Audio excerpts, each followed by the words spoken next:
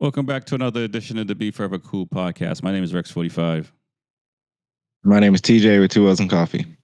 What's going on, man? How things? Things are really great. This World Superbike weekend was pretty awesome at the Portimao roller coaster racetrack. Right. And then now we got MotoGP this weekend, so I'm excited. All right, man. Let's get into it. What do you think about the sprint race? I mean, not the sprint race, race one of World Superbike, and is it a foregone conclusion with Top Rock? Yeah, I said it last round. Top Rock has won multiple races back to back. Not even just being on the podium, but having the strength to pull out first place for multiple rounds. I think he has this one in the bag.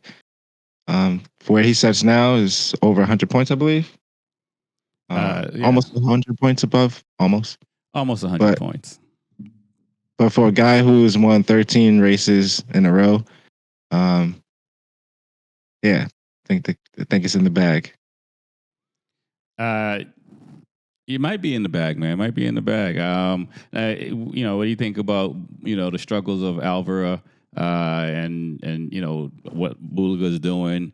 Anoni's trying, but it seems like Petrucci's he's coming into his own. I mean, I know you're not giving excuse me, Top Rock the benefit of the doubt. Still saying that there's someone else that has a chance, but Bautista, for some reason, he had a terrible start. I don't know if it had to do with all the practicing, but he had a terrible start. We'll put him in deep in the field. I want to say like 12th or 14th or something like that. And he had to fight all the way back. Like, we know that it's a good skill of his to charge back and, pull it like Marc Marquez style. But, for being behind so many points, you got to do a little better. But he is struggling a little bit. But he did pull out a second place. So, I mean, he came back from all the way in the way back. I mean, Petrucci, surprisingly, from the injuries he came off of, and he don't give an inch. He's another dog rider. He fights to the finish, and he did really well this weekend as well. Proud of him to get on the podium, too. Yeah, he did in race one to get on the podium and to fight. It seems like the other BMW guys, they're starting to find their way, but they're still, struggling. It looked like Van der Mark was close, but then he slipped back down in the positions and stuff like that. What do you think about the other BMW riders? Speaking of the other BMW riders, they rode really well this weekend. And my guy, Garrett Gerloff, did really well the first race. So surprisingly, I think he was top 6, which that is really good results for him, at least this weekend. Especially him signing to a new team deal with Kawasaki for 2025. So the BMWs, I thought, rode really well this weekend. Yeah, that is a huge deal. Huge for Gerloff to get signed. I'm happy that he's still on the World Superbike paddock for 2025.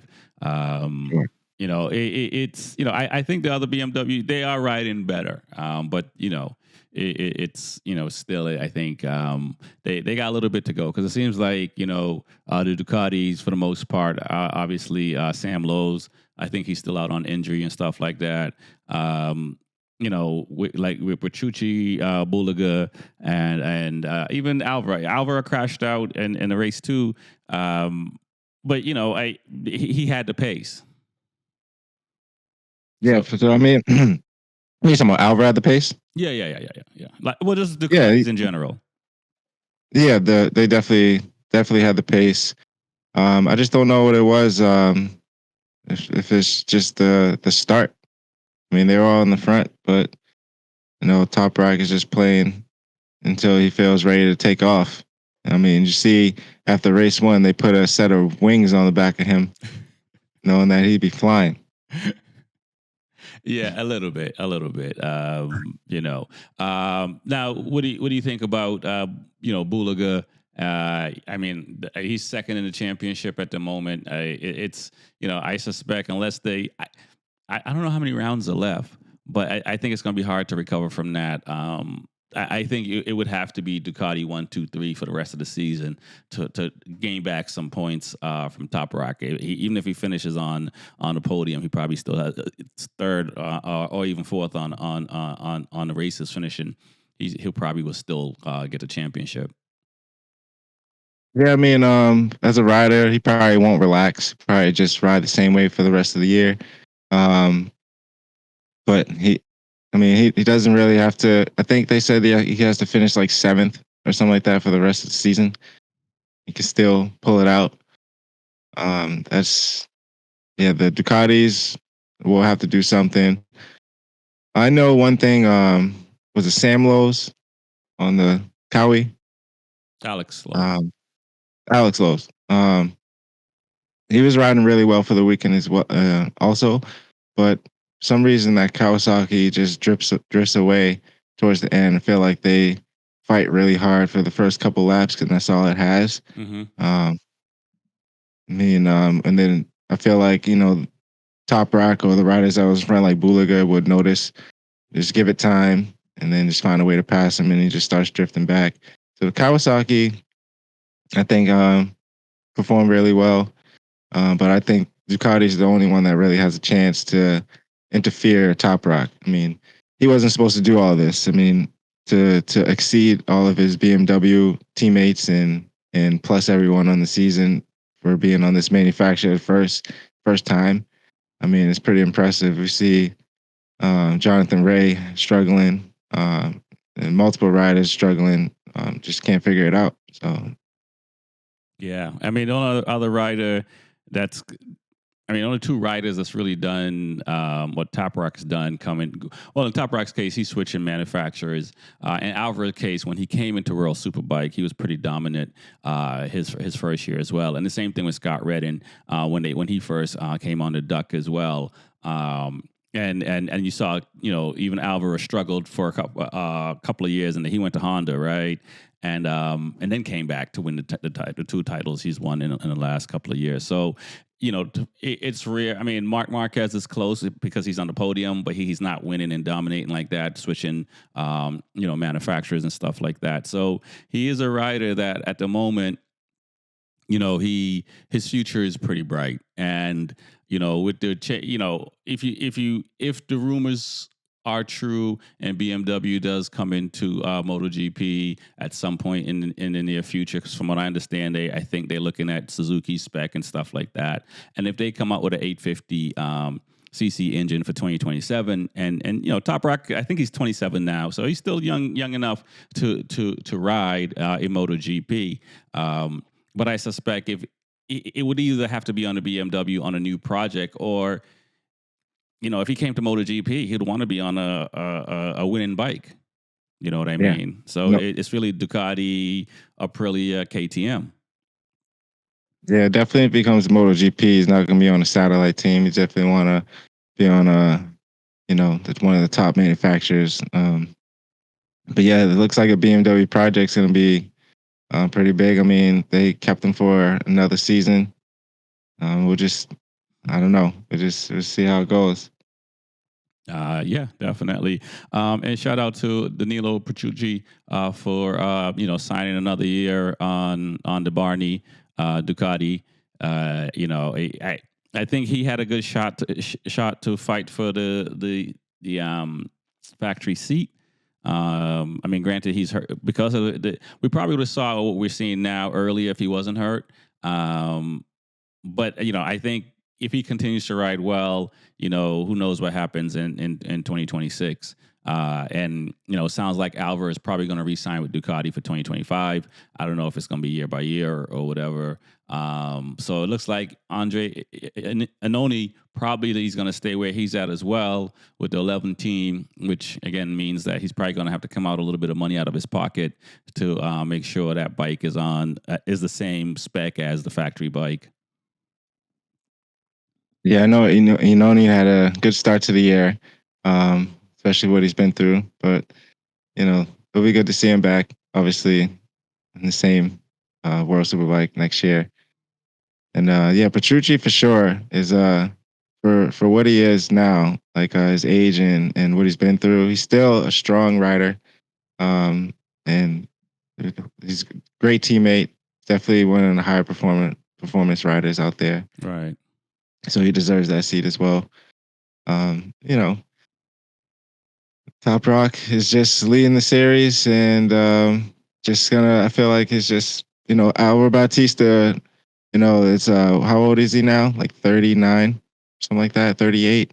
I would have to look. I'm not quite sure. Yeah. Maybe, definitely over I mean, 35. So it's not that has he's still competitive. I mean Rossi did it in his 40s, but it's just Top Rock's 27. I mean, it's just much harder for Albert at this point. yeah, I agree. As anyone gets older, it's going to get harder. I don't mean, although if you look at LeBron James, he's making it look like it's nothing.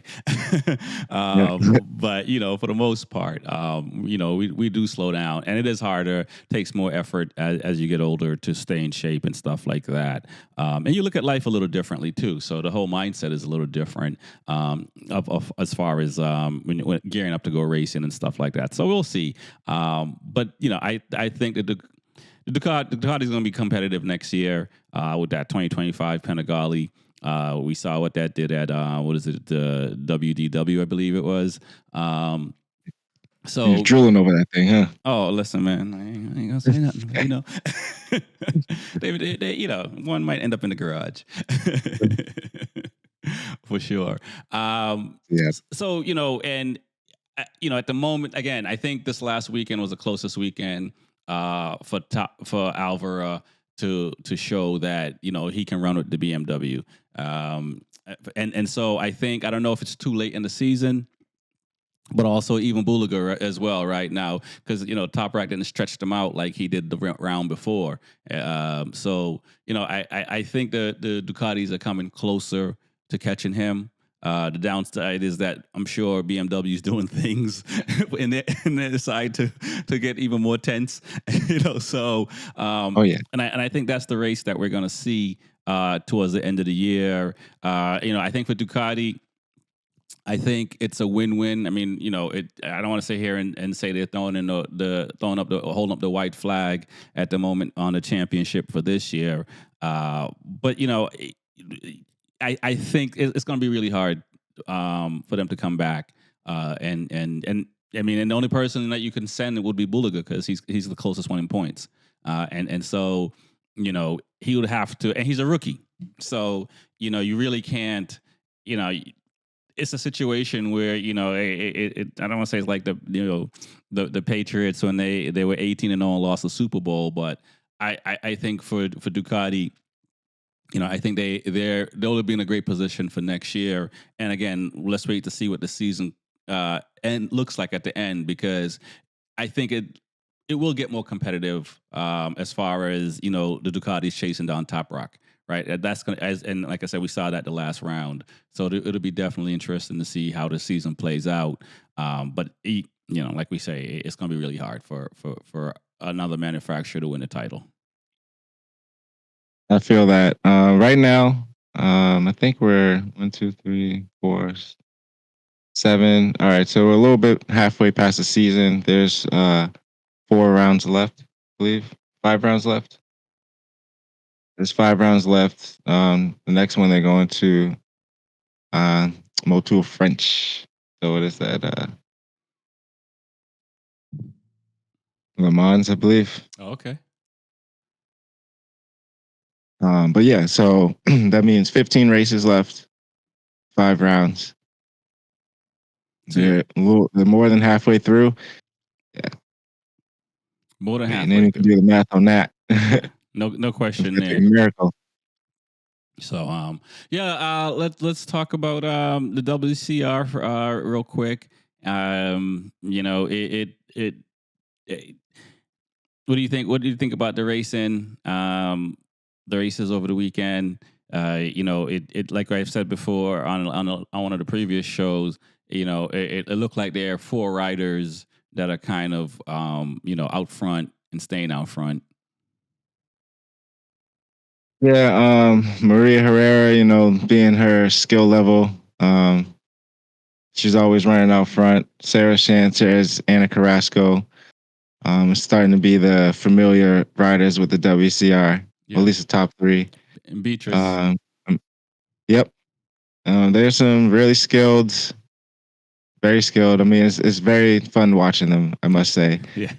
Um, Rooting for the USA. Mallory Dobbs is not having any type of luck this year Right.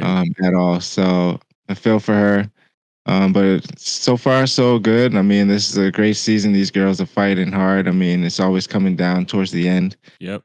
at least to find out who's going to be first or even second. Yeah. But I thought it was a really cool race, especially being at this Portimao roller coaster because it's a tough track for any rider, as they say. Very physical, so very nice to see. Right.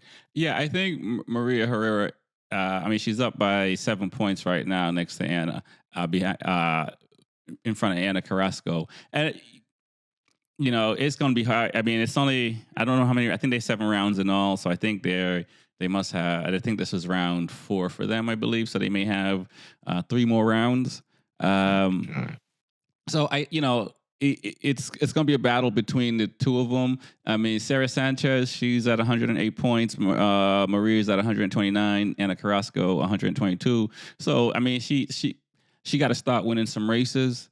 Sarah Sanchez to even pulling close, but it looks like Maria Herrera is the favorite. I mean, Anna is doing everything she can, and she's trying.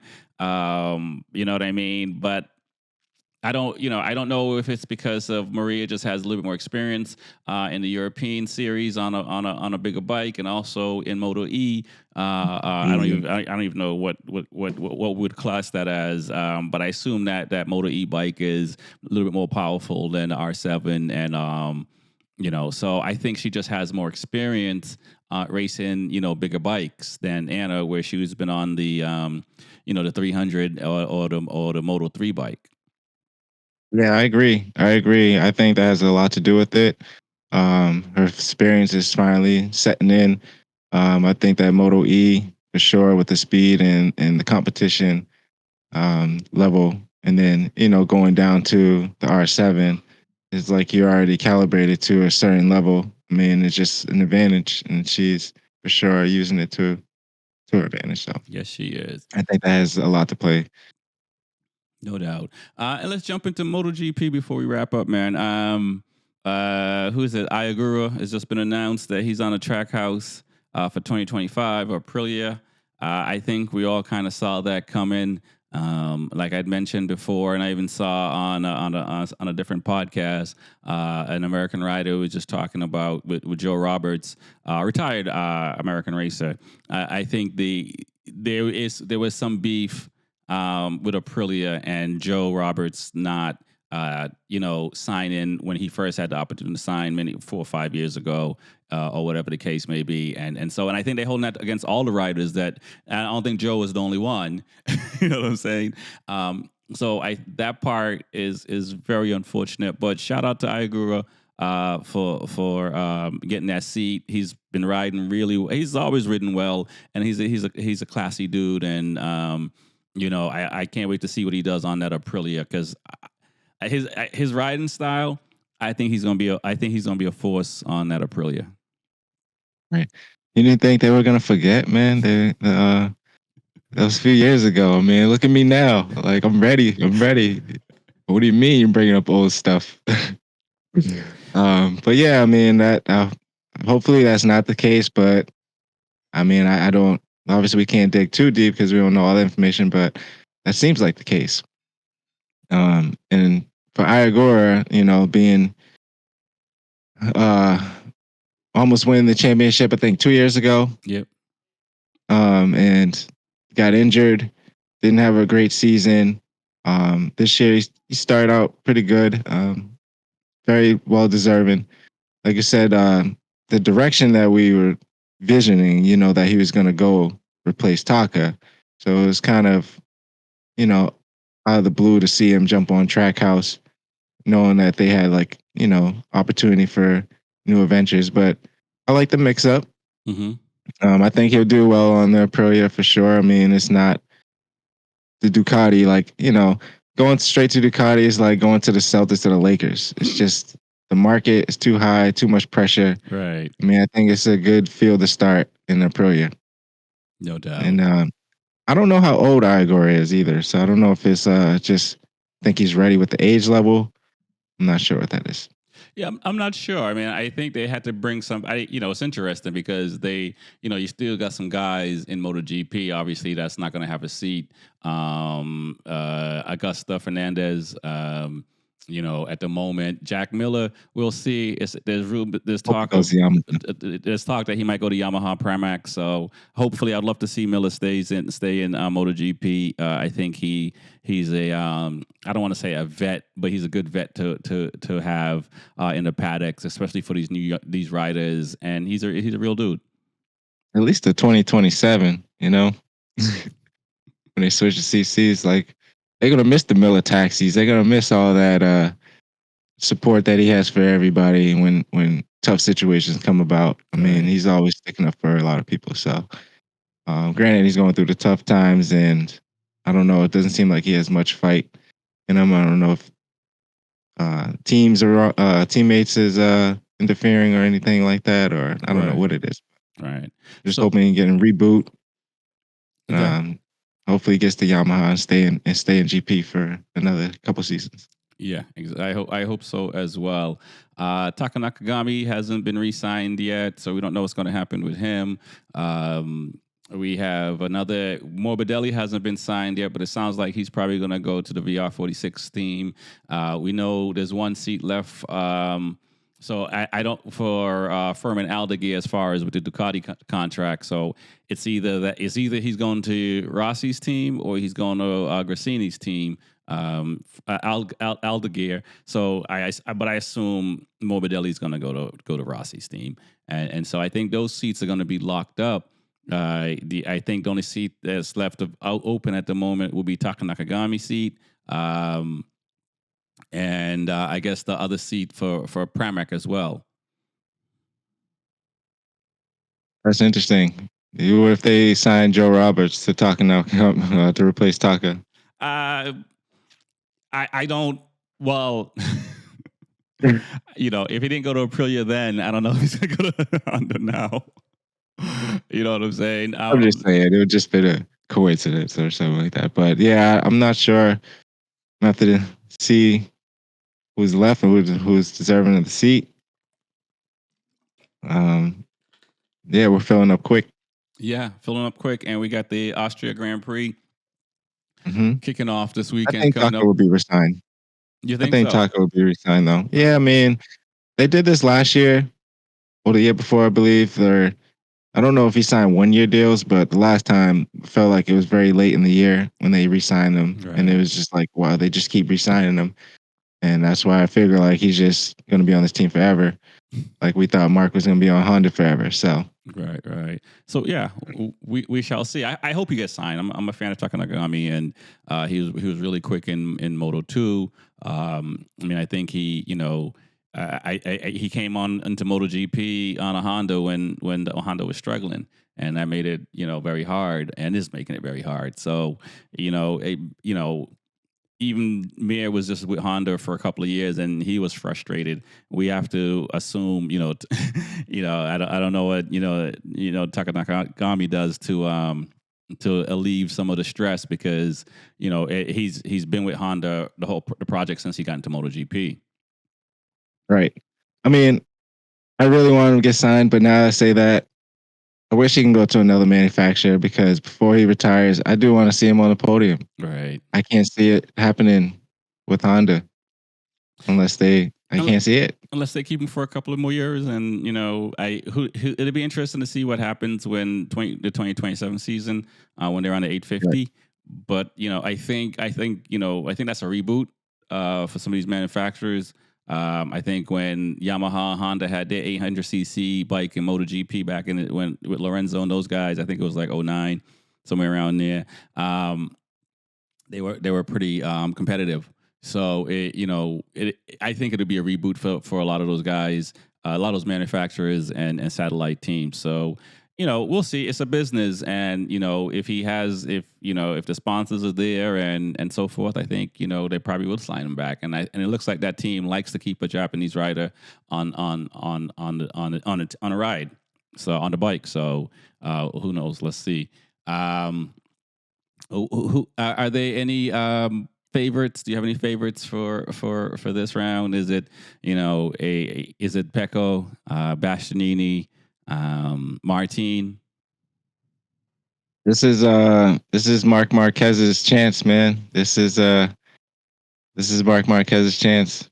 I mean, I'll take him as a favorite. I want to see Brad Binder. There's certain tracks where it's like this gives you motivation. Like I know Brad Binder won when he was in the rain, but he's also done pretty well at this track. Jack Miller. We know that Jorge Martin's always going to have the pole lap or Pecco. It's just more of trying to stay in front of them if you can. Have them fight around you. But Mark has to be up there. Right. Shout out to the folks that answered the poll question of who's going to win the Austrian Grand Prix. It looks like at the moment, out of all the voters, everyone is picking Bastianini. Believe it or not, right? And which is interesting because the other poll in the past it was always like Bagnaia, and now it's Bastianini. I don't want to say I think Martin, Bastianini are still pissed, and I think that's going to give them an extra edge to. I'm not sitting here saying they want to prove that they should have had the factory seat for 2025, and I think that extra edge we're seeing it. We talked about it when they were on the break, and now we're seeing that. So I don't, Mark can do what he want to do. I don't like when somebody, you hear about the Jordan stories back in the day and him being pissed at people and go up there and put up 50 on the board or 40 on the board or any of these things. Their business is in the public and so forth. So I think for Martin and Bastianini, even though they're holding face, I think they're a little embarrassed about that because again, it's the fuel that Martin and Bastianini have for not being selected for the factory seat is that motivation that I don't know if Marquez can get around. You know what I mean? Because so far we're seeing that, and even now you have the media asking these guys, did Ducati make the right choice? Did Ducati make the right choice? And you're seeing like, because I hope they did. We'll see for 2025. But I think with 2024, Marquez is going to have to do first of all, right? He's looking for a toe to even qualify well, right? Mm-hmm. So okay, you get a toe, but then now in the race, and you're being not nasty about it, but nobody wants to give you a toe, bro. So it's kind of like, and you're sitting here still just sitting behind, causing other people that mess up their track time because you're riding slow, waiting for somebody. And we have like a trail of 5 or 6 bikes waiting for a tow. So until Marquez can just go out there and do laps, it's really going to be hard. And them dudes are seeing that. So they're not going to be scared of him because he ain't comfortable on the bike yet.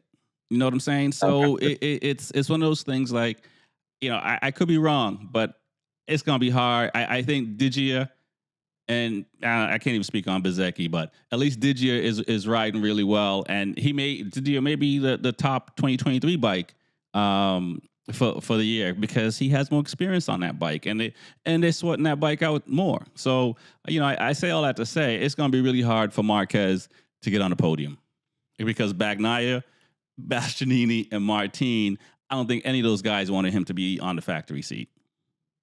No, I believe that for sure. I just know like the race results from the track that I feel like Mark can definitely be on the podium, and we know how he can ride, especially when he's in the back of the field. And I'm still rooting for Jorge Martin or Pecco to pull it out, and to bring on like Ducati topic is something that I heard Pecco talk about as well. I think Ducati had too much good choices, and I think they fell on the easy result. Not saying Mark Marquez was the easy choice to become a factory rider, but he's already proven, a lot of things. And you want to make a superstar. Like, they didn't know Pecco was going to win two in a row. Like, they saw the vision in him as he was young. Like, you can do the same thing with Bastianini, or even Jorge Martinez. Just unfortunate that you had to choose one of the two riders. But to throw Mark in there, just I feel like what Pecco was saying, that they get they have 8 bikes, so they can see 8 riders' data. So there's 7 top riders basically on your team, and you can learn much faster. Now you're giving away 2 of the riders to another manufacturer, which is going to make it close, but you lose their data. And you bring in Mark, who doesn't have, the data that you're used to seeing, and it's just going to be challenging. Especially, like you said, he does the toe thing, and who knows if they're going to butt heads, and it's just a big risk, I think. But hopefully it ends out for the better. But for this race, I think Mark is going to be up there. All right, we shall see. I'm looking forward to the race, so I'm definitely looking forward to it. Yeah, man. So let's shout out the sponsors, and we'll wrap this thing up. Oh yeah, so official Vortex, Hideaway RV Rentals, J&G Performance, and Woodcraft Technologies for helping me out for my racing. No doubt. I want to shout out Workbench Tech. Go to workbenchtech.com for all your IT needs. Go to B4evaKool.com. Get all your HY gear there. Check us out. Check out the website and subscribe.